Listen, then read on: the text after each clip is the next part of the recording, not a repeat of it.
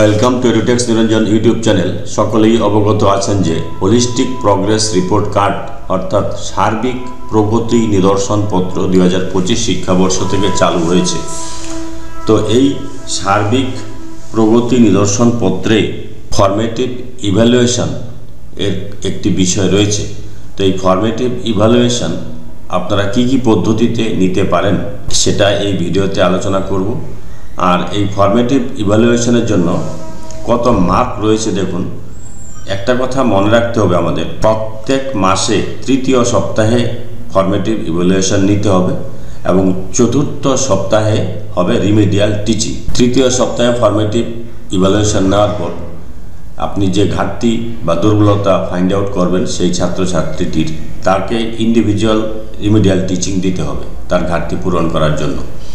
তো এই formative evaluation কি পদ্ধতিতে নিতে পারবেন এবং তার মার্কস ডিস্ট্রিবিউশন কি আছে সেটাই আলোচনা করছি। দেখুন, ক্লাস 1 to 5 পর্যন্ত 20 নম্বর করে রয়েছে প্রত্যেকটি সাবজেক্টে ফরমেটিভ ইভ্যালুয়েশন, আর 6 to 8 রয়েছে 30 নম্বর করে প্রত্যেকটি সাবজেক্টের জন্য ফরমেটিভ ইভ্যালুয়েশনের মার্কস। বছরে 9টি আপনাকে ফরমেটিভ ইভ্যালুয়েশন নিতে হবে এবং 3টি সামেটিভ ইভ্যালুয়েশন নিতে হবে। তো টোটাল হচ্ছে 12টি ইভ্যালুয়েশন হবে। তো এই ফরমেটিভ ইভ্যালুয়েশনের কিভাবে নেবেন সেটা আমি একটু আলোচনা করছি।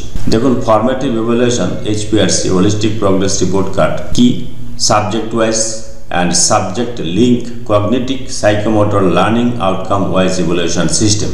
সেটা হচ্ছে বিষয়ভিত্তিক হবে এবং বিষয়ভিত্তিক তার জ্ঞানমূলক দক্ষতা যাচাই করা হবে এই পরীক্ষার এই ইভ্যালুয়েশনের মাধ্যমে। Continuous and frequent evaluation at the time of formation of knowledge in class transaction and 9 Times in academic year.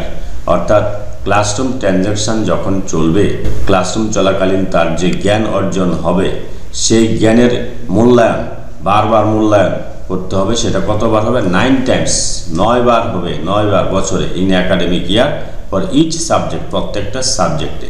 3.3 formative evaluation shall be organised in every month preferably on the third week. Third week মানে তৃতীয় সপ্তাহে, প্রত্যেক মাসের তৃতীয় সপ্তাহে একটা করে কিন্তু ফরমেটিভ ইভ্যালুয়েশন আপনাকে কন্ডাক্ট করতে হবে। And remedial teaching to be taken up on fourth week, এবং চতুর্থ সপ্তাহে আপনাকে রিমেডিয়াল টিচিং এর ব্যবস্থা করতে হবে, এটা একটু আগে আমি বলেছি। এবার বলছে 4 নম্বর পয়েন্টে কিভাবে আপনি নিতে পারবেন এই ফরমেটিভ ইভ্যালুয়েশন। তো এখানে দেখুন লাল কালিতে লেখা রয়েছে কিভাবে নিতে পারেন। রিটেন কোয়েশ্চেনার, লিখিত প্রশ্নমালার মাধ্যমে নিতে পারেন, প্রজেক্ট ওয়ার্কের মাধ্যমে নিতে পারেন, ভার্বাল টেস্ট অর্থাৎ প্রকল্প ভিত্তিক হতে পারে, ভার্বাল টেস্ট মানে মৌখিক মূল্যায়ন হতে পারে, ফিজিক্যাল অ্যাক্টিভিটি হতে পারে, মডেল ডেমনস্ট্রেশন হতে পারে, অথবা অন্য কোনো ইনোভেটিভ অ্যাসেসমেন্ট ফ্রেম অথবা অন্য কোনো উদ্ভাবনী ক্ষমতা সম্পন্ন মূল্যায়ন পদ্ধতি আপনি নিতে পারেন। তো এখানে দেখুন নিচে আমি কয়েকটি আলোচনা করছি ফরমেটিভ মূল্যায়নে কিছু নমুনা পদ্ধতি। লিখিত মূল্যায়ন রিটেন টেস্ট 1 নম্বর পয়েন্ট। ক্লাস টেস্ট, ছোট ছোট লিখিত পরীক্ষা নেওয়া যেতে পারে।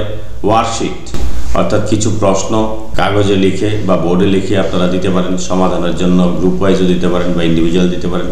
সংক্ষিপ্ত উত্তর, শিক্ষার্থীরা প্রতিদিনের শেখা বিষয় সংক্ষেপে লিখে দেবে, সেটা হচ্ছে একটা গেল। তারপর হচ্ছে মৌখিক মূল্যায়ন ওরাল অ্যাসেসমেন্ট, মৌখিক প্রশ্নোত্তর, ক্লাসে পড়ানোর পর আপনি একটা প্রশ্ন করলেন, উত্তর দিল, এটা হচ্ছে মৌখিক প্রশ্নোত্তর। ডিবেটের মাধ্যমে করতে পারেন। ব্যাখ্যা, কোনো বিষয় কীভাবে ব্যাখ্যা করবে তা পর্যবেক্ষণ করে মূল্যায়ন করবেন। তারপরে 3 নম্বর পয়েন্ট অবজারভেশন বেসড অ্যাসেসমেন্ট, পর্যবেক্ষণ।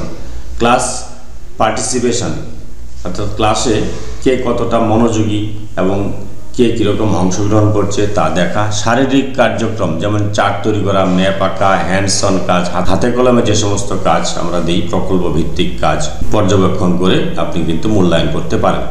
রোল প্লে, শিক্ষার্থীদের বিভিন্ন চরিত্রে অভিনয় করতে দেওয়া যাতে তারা বাস্তবিকভাবে বিষয়টি বুঝতে পারে।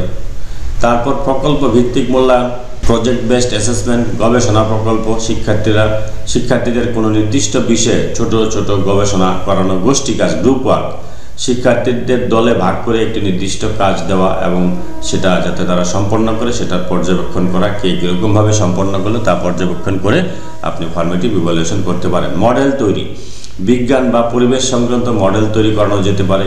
সৃজনশীল মূল্যায়ন, ক্রিয়েটিভ অ্যাসেসমেন্ট, চিত্রাঙ্কন, গল্প বলা, তারপরে পাজল বা ক্রসওয়ার্ড ইত্যাদির মাধ্যমে শিক্ষার্থীদের মূল্যায়ন করতে পারেন।